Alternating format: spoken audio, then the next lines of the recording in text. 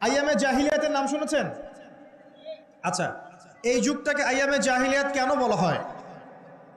আমি আপনাকে বলছি কেন বলা হয়। কারণ ওই যুগের মানুষগুলো জাহেলিয়াতের সাথে সম্পৃক্ত ছিল, অজ্ঞতার সাথে সম্পৃক্ত ছিল। কি কি অজ্ঞতা? এক বাক্যে, ওই যুগের মানুষরা শিরক করতো, আল্লাহর সাথে কি করতো? শিরক করতো। দুই নাম্বার, ওই যুগের মানুষরা অর্থনৈতিক জীবনে সুদ খেত। কি খেত? সুদ।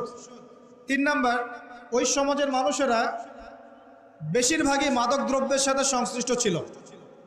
এটা তিন। চার নাম্বার, ওই সমাজের মানুষেরা নারীর অধিকার সংরক্ষণ করতো না, নারীকে খুব একটা মূল্যায়ন করতো না, নারী জাতিকে অবমূল্যায়ন করতো, কন্যা সন্তানকে জীবিত দাফনও করেছে।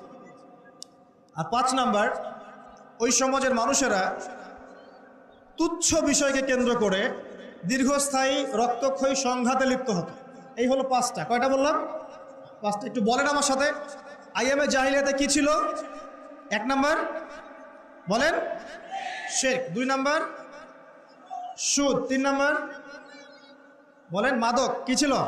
মাদক। চার নাম্বার নারীর অবমাননা, নারীর অবমাননা। আর পাঁচ নাম্বার হচ্ছে গোত্রীয় হানাহানি, গোত্রীয় রক্তক্ষয়ী দীর্ঘস্থায়ী সংঘাত।